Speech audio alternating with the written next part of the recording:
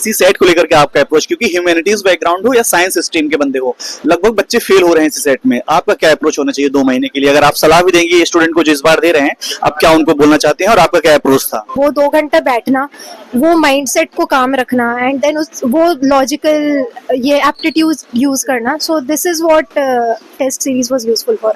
Otherwise ऐसे मतलब उतना कुछ ये नहीं लगा। ओनली पीवाईक्यूज रिवर्स इंजीनियर करें, लाइक पीवाईक्यूज पढ़ें, उससे जो नहीं आ रहा है फिर वो वापस जाए उन टॉपिक्स पे। But like PYQs is the thing.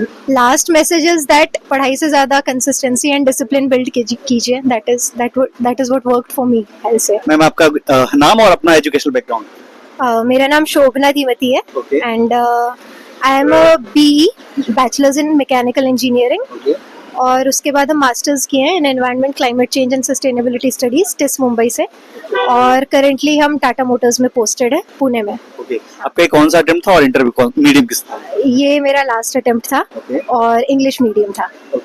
Ma'am, अभी कुछ इंटरव्यू बाकी है 17 अप्रैल तक। जो स्टूडेंट आने वाले इंटरव्यू देने वाले हैं, आपको उनका क्या सजेशन होना चाहिए और आपका कैसे इंटरव्यू का माहौल था वहाँ का? बहुत ही कॉर्डियल एटमॉस्फेयर था। Like I was very nervous initially, क्योंकि मेरा फर्स्ट इंटरव्यू है ये। So I was very nervous, but वो कन्वर्सेशन में आपको रियलाइज भी नहीं होगा कि क्या हो रहा है। They will be mostly revolving around your DAF. वो आपको जानने की कोशिश कर रहे हैं। तो I really like the experience. इस बार का मैम प्रीलिम्स 25 तारीख को होने वाला है। जो स्टूडेंट इस बार प्रीलिम्स दे रहे हैं, 2 महीने अभी बचे हैं, आपका क्या सजेशन उनको होगा? उनकी पढ़ाई का अप्रोच क्या होना चाहिए 2 महीने के लिए उनका? PYQs, only PYQs reverse engineer करें, लाइक पीवाईक्यूज पढ़ें, उससे जो नहीं आ रहा है फिर वो वापस जाए उन टॉपिक्स पे। But like PYQs is the thing. तो दोस्तों, जैसा कि आप जानते हैं, यूपीएससी टॉपर्स का मानना है जब तक आपकी पीवाईक्यूज पर पकड़ नहीं होगी, आप प्रीलिम्स क्वालिफाई नहीं कर सकते हैं। पीवाईक्यूज को हल करने से क्या फायदा होता है? आपको थीम्स पता चल जाती हैं, क्वेश्चंस कैसे आते हैं, नेचर्स कैसे होते हैं, क्वेश्चंस कहां से आते हैं, ये सब जानकारी हो सकते हैं। तो पीवाईक्यूज को सबसे अच्छा पढ़ने का जो माध्यम हो सकता है, वो आपको ये बुक्स हो सकती है। ये धर्मेंद्र जाकर सर की, जो हिंदी माध्यम के बहुत ही जाने माने टीचर है, उनकी बुक है। हमारे पास अरिहंत पब्लिकेशन की भी एक बुक है। तो इन बुक्स को पढ़ करके आप अपनी पीवाईक्यूज अपनी मजबूत बना सकते हैं। और इनकी बुक देखेंगे अगर मैं आपको दिखाऊं तो बड़ी ओरिजिनल प्रिंट क्वालिटी इनकी है, बहुत ही रिजनेबल प्राइस पे है। ये बुक मैंने मंगाई थी द बुक शॉप से। ये ऊपर नंबर दिख रहा है स्क्रीन पे, आप यहां से भी ऑर्डर कर सकते हैं। लिंक भी मैंने डिस्क्रिप्शन में दे दिया, आप वहां से भी ऑर्डर कर सकते हैं। आप घर बैठे कहीं से भी ऑर्डर कर सकते हैं, भारत के किसी भी कोने में है, आप वहां से बस एक कॉल के माध्यम से ऑर्डर कर सकते हैं और अपनी तैयारी को मजबूत बना सकते हैं। इस सीरीज को लेकर के बहुत मिथ्स एसोसिएटेड है स्टूडेंट के बीच में, विच मतलब कौन सा टेस्ट सीरीज अच्छा होता है, कौन सा इंस्टीट्यूट का? अगर आप पर्सनली सलाह देंगी तो किसका टेस्ट सीरीज आप करती थी? अब हम ऐसे कोई पर्टिकुलर कोचिंग का टेस्ट सीरीज नहीं फॉलो किए। रादर लास्ट फ्यू वीक्स पहले से एग्जाम के, तो हम बस प्रीवियस ईयर प्रॉपर पेपर्स उठाते थे और सॉल्व करते थे। Test series is still useful, कोई भी कोचिंग का यूज कर सकता है। You can use it to build discipline. वो 2 घंटा बैठना, वो माइंडसेट को काम रखना एंड देन वो लॉजिकल ये एप्टीट्यूड यूज करना। So this is what test series was useful for. Otherwise ऐसे मतलब उतना कुछ ये नहीं लगा। कितने क्वेश्चंस आप अटेम्प्ट की थी इस बार? अगर आप ये भी बताना चाहेंगे कितने अटेम्प्ट करने चाहिए 100 में जीएस में? इस बार हम 94 अटेम्प्ट किए थे। हाँ, तो आई थिंक 90 अबव करना चाहिए, क्योंकि वो इस तरह का प्रोबेबिलिटी होता है ना that you need to attempt over 90। CSAT को लेकर के आपका अप्रोच, क्योंकि ह्यूमैनिटीज बैकग्राउंड हो या साइंस स्ट्रीम के बंदे हो, लगभग बच्चे फेल हो रहे हैं सी सेट में। आपका क्या अप्रोच होना चाहिए 2 महीने के लिए? अगर आप सलाह भी देंगे स्टूडेंट को जो इस बार दे रहे हैं, आप क्या उनको बोलना चाहते हैं और आपका क्या अप्रोच था? सीसैट उतनी बड़ी चैलेंज नहीं होना चाहिए। अगर आपका मैथ्स बैकग्राउंड नहीं है तब होगा। तो मैथ्स बैकग्राउंड नहीं है तब तो आप बेसिक्स पढ़िए, और उसके बाद यू शुड हैव वही हैबिट और प्रैक्टिस होनी चाहिए। इफ यू हैव दैट तो ठीक है, मतलब 66-67 मार्क्स तो आ जाना चाहिए सीसैट में। इट्स उतना ये नहीं होगा।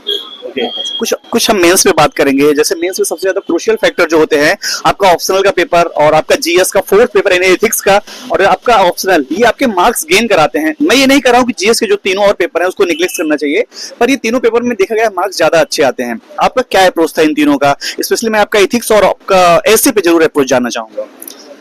ऐसे का ऐसा था कि हम प्रीवियस ईयर का टॉपिक्स उठाते थे, उसको लिखते थे, एंड मेरे 2-3 जो मेरे कांटेक्ट में टीचर्स थे उनको भेजते थे, या फिर जिन्होंने पहले एक्सपीरियंस किया है इसको, वो आर एक्सपीरियंस्ड पीपल, उनको हम भेजते थे and they would review it.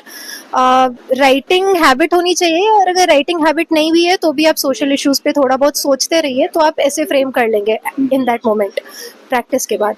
And coming to optional तो आपको कॉन्सेप्ट्स डेवलप करना पड़ेगा, there is no other way out. और एथिक्स की जहाँ तक बात है, तो टॉपर्स आंसर्स की का जो वो एग्जाम्पल्स एंड ये जो है ना, उनको हम काफ़ी ज़्यादा यूज़ किए अपने आंसर्स में भी, because and current affairs related जो भी टॉपिक्स हैं उसको एथिकल सिनेरियो से खुद से सोचना एंड यूज़ करना, that would be useful. Ma'am कुछ क्वेश्चंस हम 4 से 5 क्वेश्चन से रैपिड फायर मिलेंगे, आप वन लाइनर में जवाब दे सकती हैं। ओके, एनसीईआरटीज का रोल है या नहीं प्रिपरेशन में? है, ओके, पीवाईक्यूज करना चाहिए प्रिपरेशन में कि नहीं? बिल्कुल करना चाहिए। ओके, मीडियम बैरियर करता है कि नहीं, कि मैं हिंदी मीडियम से हूँ, मैं मलयालम मीडियम, मैं इंग्लिश मीडियम से हूँ, मैं तमिल मीडियम से हूँ? आई डोंट नो, उनकी चैलेंजेस होंगी, I can not comment on that. Okay, educational background मायने रखता है?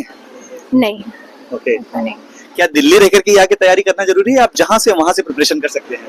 नहीं, I did it with a job, तो ऐसा कुछ ये नहीं है, Okay. It's not necessary. Last question, distraction कैसे अवॉइड करें? As you know so many distraction, चाहे वो सोशल मीडिया हो, एनी काइंड ऑफ डिस्ट्रैक्शन हो, तो कैसे इसको अवॉइड करें? क्योंकि मैम स्टूडेंट नहीं कर पाते हैं, फोकस नहीं कर पाते, कंसिस्टेंसी मेंटेन नहीं कर पाते, और without discipline and consistent I don't think यहाँ तक कोई पहुंच सकता है। प्रैक्टिस है, डिसिप्लिन के लिए भी प्रैक्टिस चाहिए, बहुत टफ है। Even sleeping at the same time every night is very tough, आप एक वीक नहीं कर पाओगे उस चीज को। सो जस्ट ऐसा छोटा छोटा experiments will get you there. Last message to aspirant, ये 3 क्वालिटीज आप बता दीजिए, लास्ट मैसेज कुछ भी है। लास्ट मैसेज इज दैट पढ़ाई से ज्यादा कंसिस्टेंसी एंड डिसिप्लिन बिल्ड कीजिए, that is what worked for me, I say. Thank you so much joining me.